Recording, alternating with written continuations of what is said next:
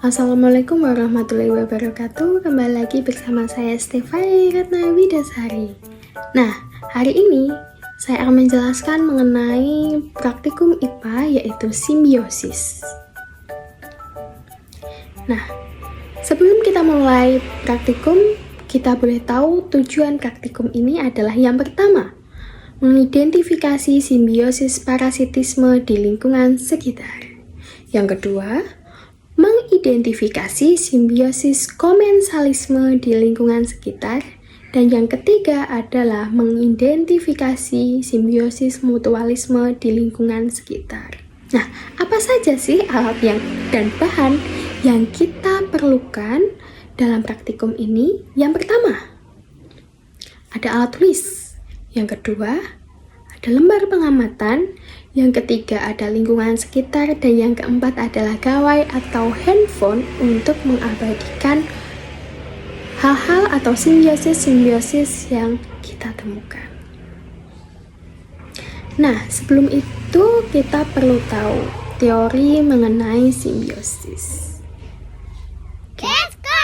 Simbiosis adalah interaksi antara dua buah atau lebih spesies yang hidup bersama, di mana setidaknya satu spesies memperoleh manfaat.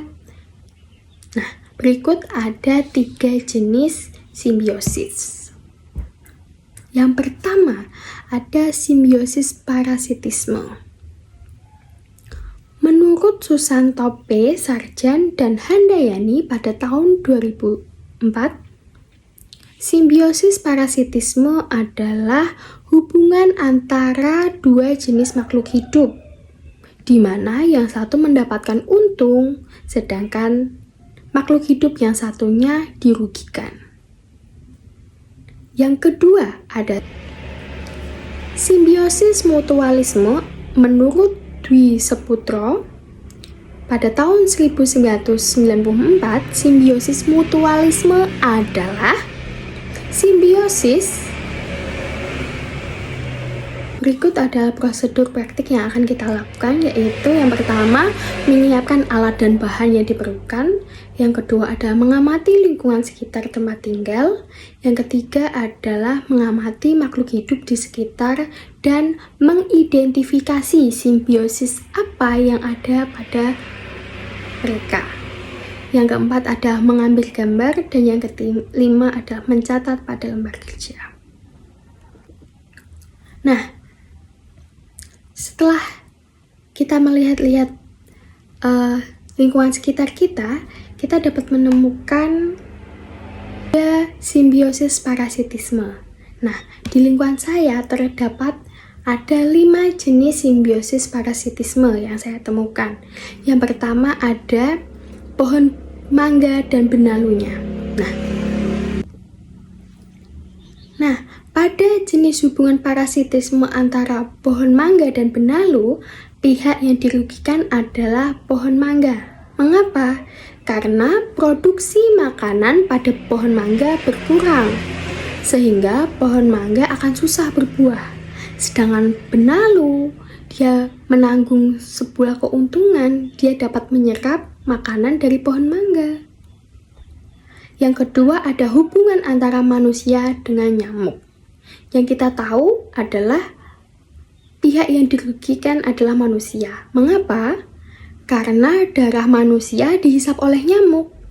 Kemudian nyamuk juga dapat menularkan penyakit, yaitu DBD maupun malaria.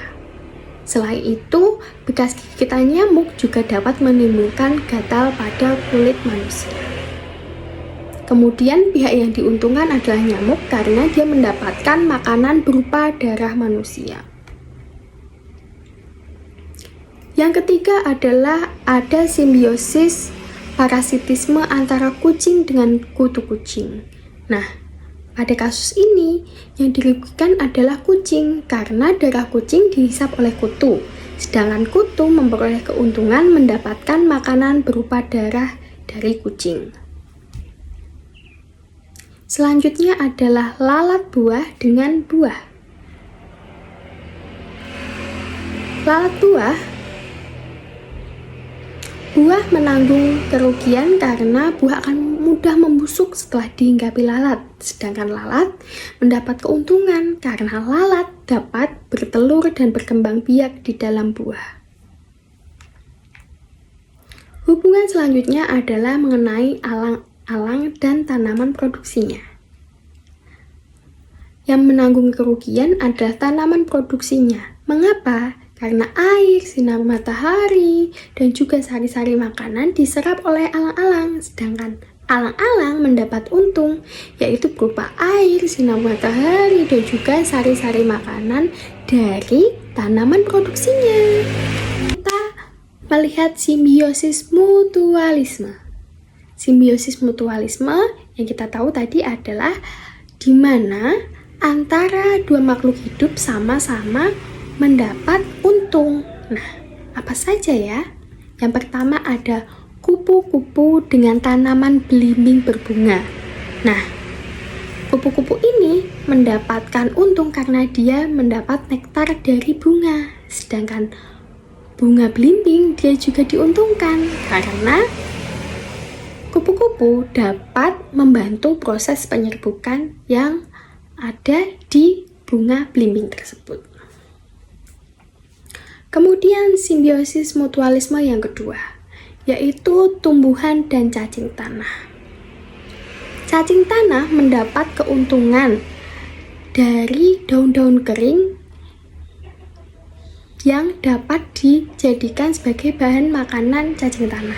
Sedangkan tanah mendapat keuntungan karena aktivitas cacing tanah dapat mengemburkan tanah yang membuat tanah menjadi subur. Simbiosis mutualisme yang ketiga adalah manusia dengan tumbuhan. Kita tahu bahwa manusia mendapatkan oksigen dari tumbuhan, sedangkan tumbuhan juga untung karena tumbuhan mendapatkan karbon dioksida yang dari manusia. Simbiosis yang keempat adalah manusia dengan bakteri E. coli yang ada dalam pencernaan manusia. Nah, manusia diuntungkan karena bakteri E. coli dapat menghambat bakteri-bakteri jahat yang ada di pencernaan kita. Kemudian bakteri E. coli juga mendapatkan untung karena mendapatkan makanan dari sisa pencernaan manusia. Mutualisme selanjutnya adalah lebah dan tanaman bunga. Mengapa? Karena lebah mendapatkan nektar dari bunga, sedangkan bunga mendapatkan untung karena lebah akan membantu proses penyerbukan di bunga belimbing. Yang ketiga adalah simbiosis komensalisme.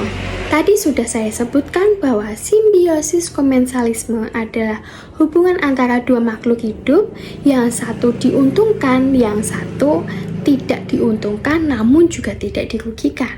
Nah, kita menemukan apa saja? Ya, kita menemukan yang pertama ada hubungan antara anggrek dan pohon mangga. Di sini yang diuntungkan ada anggrek karena dia mendapatkan tempat yang lebih tinggi untuk mendapatkan sinar matahari. Namun, pohon mangga juga tidak dirugikan karena anggrek tidak mengambil kebutuhan air dan juga kebutuhan makanan dari pohon mangga. Yang kedua, ada hubungan antara tanaman buah naga dan pohon mangga.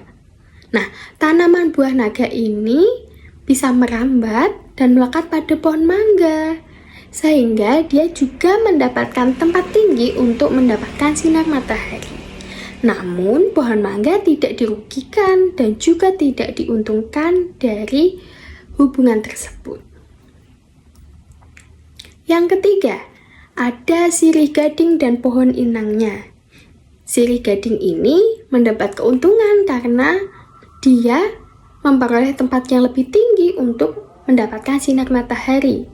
Namun inangnya atau pohonnya tidak mendapatkan rugi maupun untung.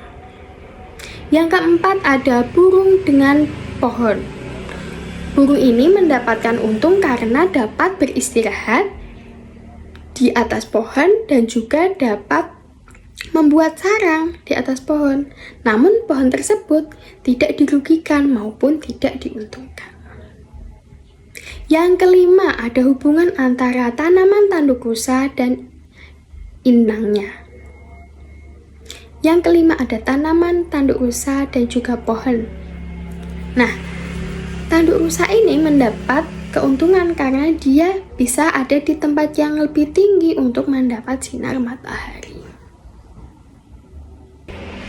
Baik, berdasarkan pengamatan yang sudah kita lakukan, bisa ditarik kesimpulan, yaitu yang pertama, simbiosis parasitisme adalah hubungan antara dua makhluk hidup di mana satu pihak diuntungkan dan satu pihak lainnya dirugikan. Yang kedua, simbiosis mutualisme adalah hubungan antara dua makhluk hidup di mana keduanya saling diuntungkan.